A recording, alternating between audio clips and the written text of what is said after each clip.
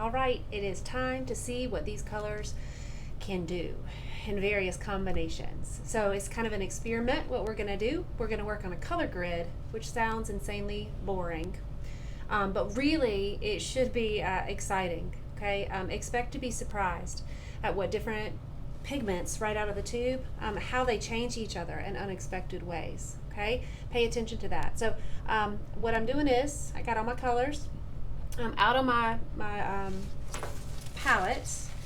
This time for this little exercise, I'm going to include ivory black.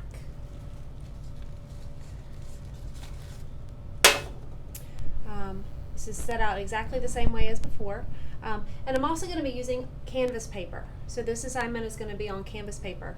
And this is going to help you tremendously with figuring out how to mix things to get what you want in later projects.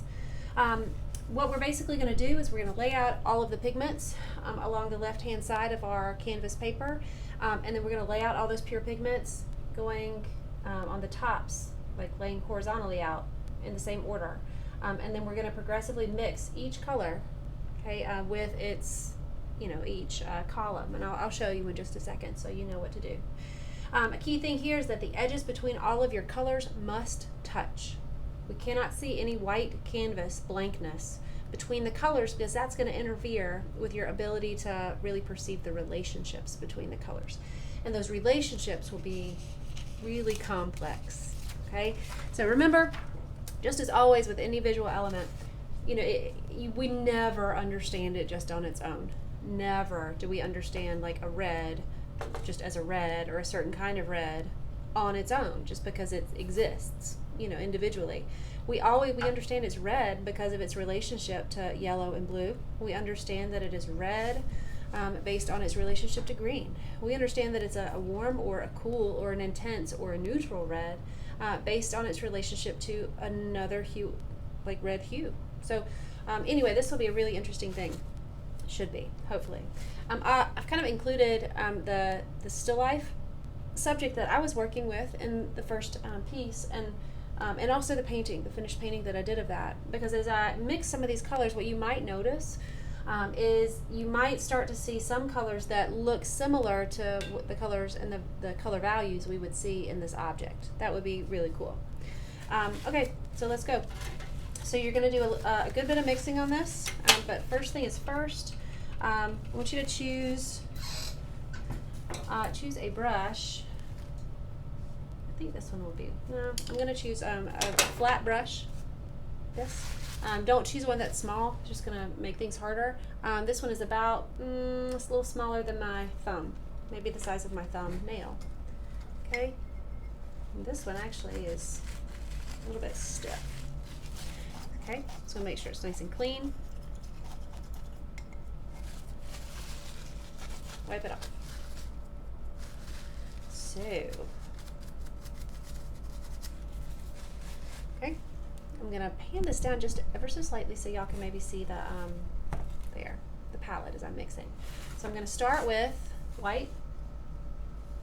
It's gonna be pretty self-explanatory. Okay.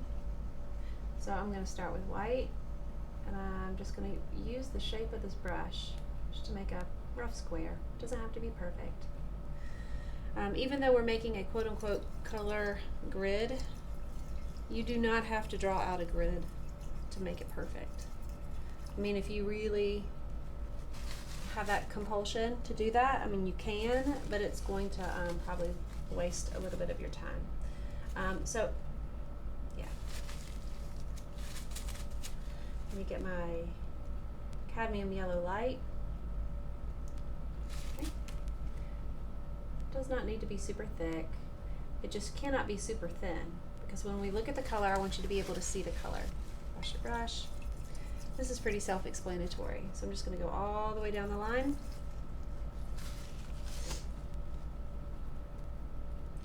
Bada-bing, bada-bing.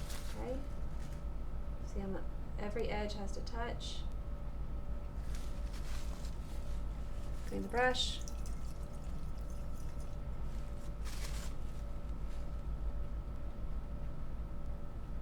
Now already, like, this is interesting because we're thinking about the opacity of the colors. I don't want them to be too transparent. because we want to see really what the color is without what's underneath it interfering. And I get into this sienna color, and it's very transparent, even just on its own. I haven't even mixed any turpentine into it. So take note of that. Like, that's going to affect the way that you can use it or can't use it a little bit later, are things to keep in mind. I encourage you to write things down. Like, if you observe, like here, I'm like, oh man, the burnt umber is so much more matte and opaque than the raw sienna or burnt sienna. If you have both of those, y'all were only required to get one of those. Okay. So, I mean, maybe it seems perhaps like you're just kind of redoing the sequence of the colors that are on your palette. But if you think about it, on your palette, the colors are separated by white, right? So we're understanding this color and perceiving these colors based on their relationship to the blank white palette paper around them. And so seeing them right up next to their neighbors on the palette, on our kind of color wheel, it's going to change the way that we understand them. So allow yourself to observe that. So alizarin crimson, yeah, that is very transparent too. Also allow yourself to ask some questions. So if I observe in my own head, alizarin crimson is, it's like really kind of oily. It's transparent. I can still see some of the stuff underneath it. Like, I wonder if there's a color I can mix with it that will make it more opaque. I wonder if the oiliness of it affects the way it mixes with other colors. Does that affect intensity at all?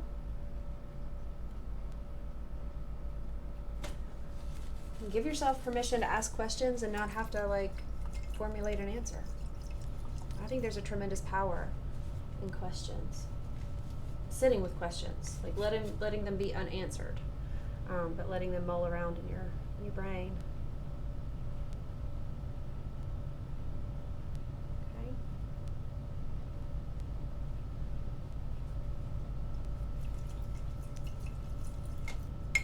So just a couple more left. It might make y'all feel good to know that I eliminated a couple of colors that are usually on the materials list for this semester. You're welcome. I mean, unless you really love color, and then maybe you're cursing me right now, but I tried to keep with only the most essential colors for what we needed to do, just to be sensitive to your wallets. Here we go. Ooh. Okay. Clumsy today. Viridian green. Sap green and viridian green are very close to each other in terms of their darkness, aren't they? So the biggest difference is their temperature. Okay, and then black.